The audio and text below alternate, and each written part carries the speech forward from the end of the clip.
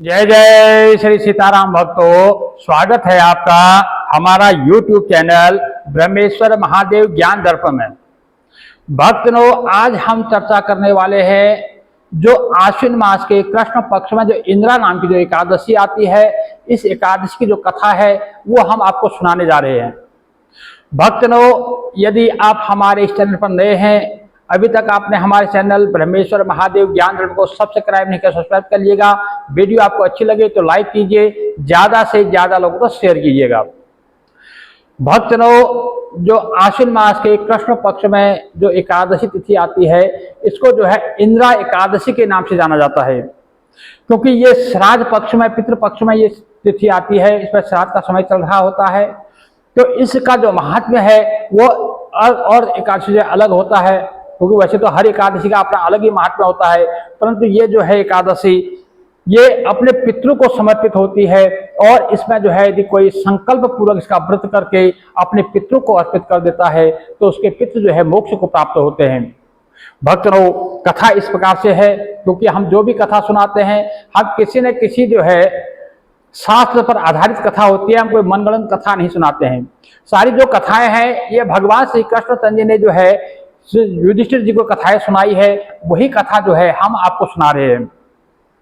भक्तों, एक बार क्या हुआ कि धर्मराज युधिष्ठिर जो है भगवान श्री कृष्ण जी से बोले कि हे मधुसूदन, आश्विन मास के कृष्ण पक्ष में जो एकादशी आती है उसका नाम क्या है, उसका महत्व क्या है, आप कृपा करके मेरी प्रसन्नता के लिए आप जो है मेरे आगे उसको कहिए। तो भगवान श्री कृष्ण जी बोले कि हे धर्मराज सुनो, आश्विन के कृष्ण पक्ष में जो एकादशी आती है उसका नाम इंद्रा एकादशी है। उसके व्रत के प्रभाव से जो महापातक जो है उसके नाश हो जाता है, यानी किसी जाने अनजाने में कोई बहुत बड़ा पाप बन पड़ा है तो वो पापों का क्षय होता है। यदि किसी के पितृजनों के द्वारा कोई ऐसा हुआ कि उनके कोई ऐसा कार्य हो गया कि उनको मोक्ष की प्राप्ति नहीं हो पाई, तो वो भी जो है मोक्ष को प्राप्त होते हैं। यदि नरक में प्राप्त जो पितर हैं उनको भी मोक्ष देने वाली है और पापों का नाश करने वाली है। और उस कथा को मैं आपको आगे कह रहा हूं। हे धर्मराज, आप मन लगा करके उस कथा को सुनो। इसके श्रवण मात्र से भगवान श्री कृष्ण जी श्री धर्मराज से कह रहे हैं कि इस कथा को सुनने मात्र से जो है वाजपेयी यज्ञ का फल प्राप्त होता है, यानी कि जो वाजपेयी यज्ञ का जो फल जो व्रत यज्ञ जो करता है उसका फल जो है इस कथा को सुनने मात्र से प्राप्त हो जाता है। पहले सतयुग में, सतयुग की बात है, एक रिपुसूदन का मतलब होता है शत्रु का, दुष्टों का दमन करने वाला, जो शत्रु को यानी दुष्टों को दंड देने वाला जो राजा हुआ, वह इंद्रसेन नाम से प्रसिद्ध महिष्मतिपुरी का जो है राजा था। उस राजा का नाम था इंद्रसेन, वह महिष्मतिपुरी का जो है राजा था। और यश से युक्त वह राजा धर्म द्वारा प्रजा का पालन करता था। अपनी प्रजा को हमेशा अपने पुत्र उनकी पालना करता था, पुत्र पौत्र से युक्त और धन धान्य समायुक्त। और वह जो है महिष्मति का स्वामी यह राजा जो है भगवान विष्णु की भक्ति में जो है परायण था और मुक्ति को देने वाला गोविंद नाम का हमेशा जप करता था। गोविंद गोविंद, जहां भी जाता गोविंद गोविंद जपा करता, श्री राम नाम जो है जपा करता था। और वह हमेशा जो है विधिवत अध्यात्म विद्या का चिंतन करता हुआ जब तप में जो है काल को व्यतीत करता था, यानी अपना समय जो है ज्यादा से ज्यादा वो धर्म में लगाता था, भगवान का नाम जप तप में वो लगाया करता था। एक दिन वो क्या है कि अपने सभा में जो है सुखपूर्वक अपने सभा में बैठा था कि उसी समय क्या हुआ कि बुद्धिमान जो देवर्षि नारद जी जो है जो आकाश से उतरे और उनके समीप आए और उनको जो है आया हुआ देख करके राजा ने उठ करके दोनों हाथ जोड़ करके उनको अर्घ्य दिया, विधिवत उनका पूजन किया और उनको आसन पर बैठाया। और सुख से बैठे हुए नारद को मुनि ने, तो नारद जो है मुनि उस राजा से बोले, जो नारद मुनि जो है आराम से बैठ गए। उसके बाद में राजा से बोले कि हे राजेंद्र, तुम्हारे राज्य के जो है 7 अंग में कुशल तो है, अर्थात ने पूछा कि तुम्हारे राज्य में 17 कुशल मंगल सब ठीक ठाक तो चल रहा है, तुम्हारी राज्य कारण प्रणाली जो ठीक चल रही है, तुम्हारी मति जो है वो धर्म में तो निहित है ना, तुम्हारी जो धर्म है चल रही है, और तुम विष्णु की भक्ति में रत तो हो, तो देवर्षि के यह वचन सुनकर राजा मन से बोला कि राजा बोले कि हे मुनिश्रेष्ठ, आपके प्रसाद से सर्वत्र कुशल है, मेरे राज्य में सत्र कुशल ही कुशल है, और मेरा मन भी जो है भगवान की जो है भगवान की भक्ति में लगा हुआ है। आज सब यज्ञों की क्रिया आपके दर्शन से सफल हुई, यानी कि आपके दर्शन हो गए तो मुझे सारे यज्ञों का फल प्राप्त हो गया। ऐसा जो है उग्रसेन राजा जो है अपने देवर्षि नारद जी से कहते हैं कि जो है आपके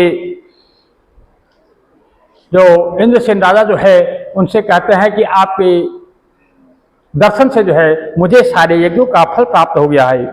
हे विप्रेंद्र, प्रसन्न होकर के आप अपने आने का कारण कहिए, आप किस कारण से यहाँ आए हैं, अपना जो है आप अपना वचन से मुझे कृतार्थ कीजिए। तो देवर्षि नारद बोले कि हे राशार्दूल, विस्मय को देने वाला मेरा वचन सुनिए। हे नृपोत्तम, मैं ब्रह्मलोक से जो है यमलोक में आया था और यमराज द्वारा भक्ति से पूजित मैं श्रेष्ठ आश्रम में बैठा।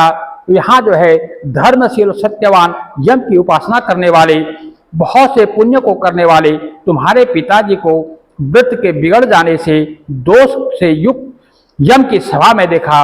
अर्थात नारद मुनि कहते हैं कि हे इंद्रसेन राजा, तुम्हारे जो पिताजी के द्वारा जो है एक व्रत बिगड़ गया था, कोई व्रत कर रहे थे, उस व्रत में कुछ विघ्न आ गया था, जिसके कारण जो है आपके पिताजी को जो है मोक्ष की प्राप्ति नहीं हो पाई।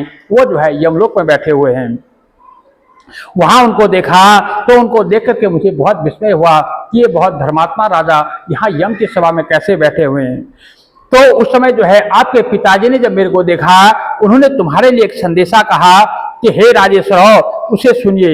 अब जो है राजा इंद्रसेन से भगवान जो देवर्षि जो नारद मुनि जो है वो कह रहे हैं कि हे राजेंद्र, तुम जो है जो तुम्हारे पिताजी ने कहा है उसको सुनो कि महिष्मतिपुरी का स्वामी इंद्रसेन नाम का जो राजा है, हे ब्राह्मण, पूर्व जन्म में हुए विघ्न के प्रमाण से मैं यमराज के समीप स्थित हूँ। अर्थात जो है अब मेरे पुत्र को कहो जाकर के कि मेरा जो है एक व्रत जो है पूर्ण नहीं हो पाया था, उसके प्रभाव से जो है मैं यमलोक में हूँ। ऐसा उसे कहिए कि हे पुत्र, इंद्रा नाम की एकादशी जो व्रत है उसके पुण्य फल से मुझे स्वर्ग में भेजो। अर्थात जब इंद्रा एकादशी का जब व्रत आए उस व्रत को करो और उसके पुण्य को जो है आप मुझे प्रदान करो। उसके पुण्य से जो है मैं जो है फिर मोक्ष को प्राप्त हो जाऊंगा, स्वर्ग को जाऊंगा। हे राजन, तुम्हारे पिता द्वारा ऐसा कहा जाने पर मैं तुम्हारे समीप आया हूं, यानी मैं तुम्हारे पास आया हूं। हे राजन, पिता की स्वर्ग प्राप्ति के लिए तुम जो है इंद्रा का व्रत करो और उस व्रत के प्रभाव से तुम्हारे पिता को जो है स्वर्ग की प्राप्ति हो जाएगी। तो राजा बोले कि हे भगवान, आप प्रसन्न होकर के मुझसे जो है इंद्रा व्रत का जो है महात्म्य कहिए कि वह व्रत किस विधि से करना चाहिए और किस पक्ष में और किस तिथि को करना चाहिए, कैसे करना चाहिए, सो विधि पूर्वक आप मुझसे कहिए। तो नारद जी बोले कि हे राजन सुनिए, इस व्रत की जो है शुभ विधि को मैं आपसे कहता हूं, आप ध्यान लगा करके सुनो।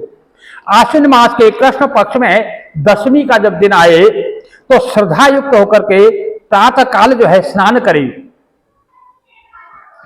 प्रातः काल जो है स्नान करे, उसके बाद जो है मध्याह्न में स्नान करके बाहर आए और फिर श्रद्धा युक्त होकर के अपने पितरों की प्रीति के लिए श्राद्ध करे और उसके बाद भोजन करके भूमि में ही उस दिन भूमि में शयन करे और फिर जो है अपने पितृ की प्रेरणा होने पर जो है जब अगले दिन जो है एकादशी तिथि जब आए तो जो है प्रातः काल होकर के दंत धावन करे और फिर जो है भक्ति भाव से सारे व्रतों का जो है नियम करे और उसके लिए एक संकल्प ले कि आज मैं जो है निराहार रहूंगा, रहते हुए सब भांति से जो है सारे भोगों से जो है मैं वर्जित रहूंगा, ऐसा जो है वह संकल्प ले। और आज मैं जो है भोजन नहीं करूंगा, हे पुंडरीकाक्ष, हे अच्युत, तुम मेरे रक्षक हो। इस प्रकार जो है नियम का पालन करे करके जो है मध्याह्न के समय और शालिग्राम देवता के आगे जो है विधि पूर्वक जो है अपने पितरों का जो है श्राद्ध करके और एक शुद्ध ब्राह्मण को भोजन करा करके उसको दक्षिणा दे करके ब्राह्मण को संतुष्ट करे, उनका आशीर्वाद ले और श्राद्ध पिंड को सूंघ करके उसको जो है गौ को खिला दे और धूप गंध आदि से हृषिकेश भगवान का पूजन करे। तो रात्रि में जो है भगवान के समीप जागरण करे और उसके बाद द्वादशी के दिन भक्ति से हरि का पूजन करे और फिर ब्राह्मण को भोजन करा करके अपने दौहित्र और बंधु बांधव और पुत्र आदि समेत जो है जो मौन होकर के भोजन ग्रहण करे। हे राजन, इस विधि से जो है आलस्य रहित होकर के व्रत को करो, जो तुम्हारे पितृ विष्णु लोक को जाएंगे। हे राजन, इस प्रकार से उस नृपति से कह करके नारद मुनि जो है वहीं पर अंतर्धान हो गए और वह राजा जो है मुनि द्वारा कही हुई उस विधि के अनुसार जो है इस उत्तम व्रत को उस राजा ने किया और फिर जो है रनिवास में अपने पुत्रों, अपने जो उनकी पत्नियों और भर्तियों समेत जो है राजा ने जो है व्रत करके हे कुंती पुत्र आकाश जो व्रत को किया और उसके पुण्य को जो है उसने अपने पितरों को अर्पित किया। तो इस प्रकार से भगवान श्री कृष्ण कहते हैं कि हे धर्मराज, हे कुंती पुत्र, आकाश से फूलों की वर्षा होने लगी और उस राजा के पिता जो है गरुड़ पर चढ़ करके विष्णु लोक में गई और इंद्रसेन जो है राजसी भी अकंटक जो है राज्य करने लगे। जो इंद्रसेन राजा थे उनका राज्य अकंटक हो गया और वो जो है उनके पिता जो है स्वर्ग को प्राप्त हुई। पुत्र को राज्य दे करके अब जो है बाद में जो इंद्रसेन राजा थे वो स्वयं भी जो है स्वर्ग को गए। यह इंद्रा व्रत का जो महत्व है वो मैंने तुमसे कहा। ऐसा जो है भगवान श्री कृष्ण धर्मराज से कह रहे हैं कि हे जी, यह इंद्रा का जो व्रत का जो महत्व मैंने आपसे कहा। इसकी कथा को जो पढ़ने से, इस कथा को सुनने से और इस मनुष्य जो है सारे पापों से छूट जाता है। अर्थात जो इस कथा को पढ़ता है या इस कथा को सुनता है वो सारे पापों से मुक्त हो जाता है और उसको जो है सीधा विष्णु लोक में वास मिलता है। वो मेरे ही समीप रहता है, मुझ में ही समा जाता है। ऐसा जो है भगवान श्री कृष्ण जी कह रहे हैं। इसलिए हे भक्तजनों, जो भी भक्तजन है, जो सनातन प्रेमी है, उनको जो है इंद्रा नाम की जो एकादशी का व्रत जरूर करना चाहिए। भक्तों, मैं फिर एक बार कह देता हूं कि बहुत से लोगों का जो है बार बार मुझे प्रश्न आता है कि जैसे पितृपक्ष चल रहा है तो हमें जो है ऐसे में एकादशी का व्रत करना चाहिए या नहीं करना चाहिए, प्रदोष का व्रत करना चाहिए या नहीं करना चाहिए। भक्तों, व्रत हमें नहीं छोड़ना चाहिए, बल्कि इस व्रत को हमें ज्यादा धूमधाम, ज्यादा उत्साह के साथ करना चाहिए और इसका पुण्य जो है अपने पितरों को अर्पण करना चाहिए। भक्तों, ऐसा करने से जो है हमारे पितरों को जो है सदगति की प्राप्ति होती है और हमें जो है वो शुभ आशीर्वाद देकर के जाते हैं। बहुत से लोग ये कहते हैं कि एकादशी के दिन श्राद्ध नहीं करना चाहिए, वो भी गलत है, क्योंकि शास्त्र कहता है कि एकादशी के दिन श्राद्ध जो है जरूर करना चाहिए। इसमें लिखा हुआ है कि एकादशी के दिन श्राद्ध करने से, उसका पिंड जो है गौ को खिलाने से जो पितृ जो है सीधा मोक्ष को यानी स्वर्ग लोक को प्राप्त होते हैं। ऐसा जो है इस कथा में आया है। ये कथा जो हमने आपको सुनाई है ये ब्रह्म वैवर्त पुराण से ली गई हुई कथा है और भगवान श्री कृष्ण जी ने जो है स्वयं अपने मुंह से जो है धर्मराज को सुनाई है, वही कथा मैंने आपको सुनाई है। तो इसलिए इसमें किसी प्रकार का कोई संशय नहीं पालें और जो एकादशी के दिन जो श्राद्ध कर्म जो है वो जरूर करना चाहिए, तर्पण भी करना चाहिए और व्रत तो करना ही चाहिए और भगवान का पूजन भी करना चाहिए, क्योंकि पितृ देवो भव, पितृ और देवताओं में कोई अंतर नहीं है। पितृ रूप में भी वही भगवान श्री हरि विष्णु ही हैं, वो कोई अलग नहीं है। तो इसलिए जो है भगवान श्री कृष्ण कहते हैं कि मैं ही जो है अर्यमा नाम का पितृ जो है मैं हूं, तो वो भगवान श्री कृष्ण ही जो है हमारे पितृ हैं, इसमें कोई शक नहीं है। इसलिए इसमें किसी प्रकार का कोई संशय नहीं करना चाहिए। बहुत से लोग कहते हैं कि जैसे पितृपक्ष में व्रत नहीं करने चाहिए, पूजा पाठ नहीं करनी चाहिए, भगवान की पूजा नहीं करनी चाहिए, ये सब अनर्गल बातें हैं। ऐसा कुछ नहीं है। भगवान ही पितृ है, पितृ ही भगवान है।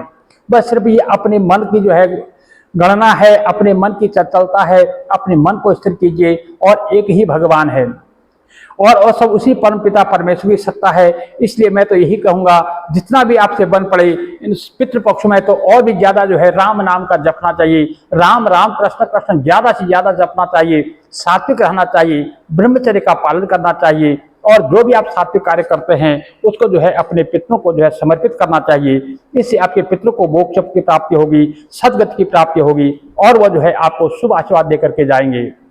भक्तजनों, यदि आपको ये वीडियो अच्छी लगे तो इसको लाइक कीजिए, ज़्यादा से ज़्यादा लोगों को शेयर कीजिएगा। यदि अभी तक आपने हमारे चैनल को सब्सक्राइब नहीं किया, सब्सक्राइब कर लीजिएगा। वीडियो आपको अच्छी लगे तो इसको लाइक कीजिए और जिसका आइकन का बटन है उसको जरूर दबा दीजिएगा, ताकि जो भी आने वाली जो नोटिफिकेशन हो वो सबसे पहले आप तक पहुंचे। जय जय श्री सीताराम भक्तों।